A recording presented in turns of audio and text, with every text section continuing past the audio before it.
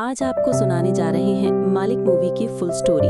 अगर आप चैनल पर नए हैं तो सब्सक्राइब जरूर कर लें ताकि आपको ऐसी कहानी मिलती रहे। अरकला नाम का एक छोटा सा तटीय कस्बा, जहां हर सवेरे नमकीन हवाएं चलती थी, समुद्र की लहरें किनारे से टकराकर लौट जाती थी और सड़कों पर चलने वाली हर आवाज किसी पुराने दुख की तरह गूंजती थी। इसी शहर में सुलेमान मलिक का जन्म हुआ था। एक मछुआरे के बेटे के रूप में उसका जीवन भी उतना ही उतार चढ़ाव से भरा हुआ था जितना समंदर का मिजाज। बचपन में सुलेमान एक मासूम और मददगार लड़का था। चर्च के बाहर जूते सजाना हो या बाजार में दादी का हाथ पकड़कर चलना, वो हर किसी का प्यारा था। उसकी माँ मरियम चाहती थी कि वो पढ़ लिख कर एक बड़ा आदमी बने, लेकिन हालात कभी उसके साथ नहीं थे। उसका बचपन का दोस्त अनवर अली भी उसी बस्ती में रहता था। दोनों साथ खेलते, साथ लड़ते और साथ सपने देखते थे। पर सुलेमान की मासूम दुनिया तब बिखर गई जब उसके पिता को पुलिस की लाठी से पीटा गया, सिर्फ इसलिए कि उसने एक अधिकारी के बेटे को मछली देने से मना कर दिया था। यही वो दिन था जब सुलेमान के भीतर कुछ टूट गया और कुछ बनने लगा। एक मालिक, एक नेता, एक अपराधी। समय के साथ सुलेमान का जुड़ाव बढ़ा अनवर अली से, जो उसका सबसे करीबी था।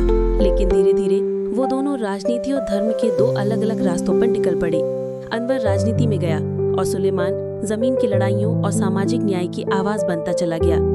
एक दिन चर्च के बाहर हुआ एक विस्फोट जिसमें कई मासूम लोग मारे गए। शहर को दो हिस्सों में बांट गया, एक धर्म के नाम पर और दूसरा सुलेमान के नाम पर। सबको यकीन था कि सुलेमान के लोगों ने बदला लिया है, पर सच्चाई इससे अलग थी। दरअसल फ्रेडी नाम का एक नेता, जो खुद को अल्पसंख्यकों का रक्षक कहता था, उसी ने साजिश रची थी ताकि समुदायों में दरार डाली जा सके और राजनीति की रोटियां सेकी जा सके। सुलेमान अब उस रास्ते पर था जहां से वापसी मुश्किल थी। हर किसी की मदद करने वाला वो लड़का अब नेताओं के लिए काम कर रहा था, वोट दिलवाने, जमीन कब्जाने और जरूरत पर हत्या करवाने के लिए। उसकी शादी रोजलिन से हुई थी, जो चर्च की शिक्षिका थी। वो जानती थी कि सुलेमान अब पहले जैसा नहीं रहा, पर फिर भी वो उसके साथ थी, क्योंकि वो जानती थी कि उसके भीतर अब भी इंसानियत जिंदा है। शादी के बाद कुछ सालों तक शांति थी, लेकिन फ्रेडी के इशारों पर फिर से बवाल खड़ा होने लगा। एक नेता की हत्या में सुलेमान का नाम उछला, जबकि वो मौके पर मौजूद भी नहीं था। मीडिया, पुलिस और सत्ता सभी उसके खिलाफ हो गए। वो भूमिगत हो गया, लेकिन अपना सामर्थ्य प्रभाव बनाए रखा। फ्रेडी, जिसने सुलेमान को हथियार दिया था, अब उसका सबसे बड़ा दुश्मन बन गया था। जब एक दिन रोजलिन को गोली लगती है और उसका अजन्मा बच्चा मर जाता है, तो सुलेमान का दिल पूरी तरह टूट जाता है। उसने अपनी पूरी ताकत लगा दी ये पता लगाने में कि किसने ये करवाया, और आखिरकार उसे फ्रेडी के खिलाफ सबूत मिल जाते हैं। पर अब हालात इतने बिगड़ चुके थे कि सुलेमान को खुद को बचाना भी मुश्किल हो गया था। सुलेमान के कुछ करीबी उसका साथ छोड़ चुके थे। अनवर, जो अब सरकार में था, उससे दूरी बना चुका था। सुलेमान अब अकेला था। सिर्फ अबू बकर नाम का एक बुजुर्ग था जो उसके साथ था, उसे रास्ता दिखाता, नमाज पढ़ने को कहता और ये याद दिलाता कि इंसान को आखिर में खुद को जवाब देना होता है। अबू बकर ही वो व्यक्ति था जिसने सुलेमान को एक बार बताया था कि जो खुद को मालिक समझता है, वो एक दिन खुद का मुजरिम बन जाता है। इस बात में सुलेमान को अंदर से हिला दिया। उसने फैसला किया कि वो अपना सब कुछ ठीक करेगा। वो स्कूल बनवाने लगा, अस्पतालों को दान देने लगा, लोगों की मदद करने लगा। लेकिन उसकी अच्छाई भी लोगों को समझ नहीं आ रही थी, क्योंकि उसका अतीत अभी भी उसके साथ था। शहर में जब फिर से तनाव बढ़ा और पुलिस को आदेश मिला कि सुलेमान को एनकाउंटर में खत्म कर दिया जाए, तो उसने एक बड़ा फैसला किया, कोर्ट में आत्मसमर्पण करने का। कोर्ट में उसने अपने खिलाफ सारे आरोपों का सामना किया, लेकिन फ्रेडी के खिलाफ सारे सबूत भी दिए।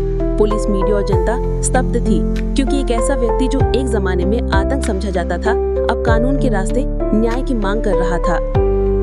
कोर्ट में केस चलने लगा। रोज हजारों लोग अदालत के बाहर जमा होते, कुछ समर्थन में, कुछ विरोध में। रोजलिन, जो अब भी अपने गहरे घावों को सीने से लगाए चल रही थी, अदालत में हर सुनवाई में आती।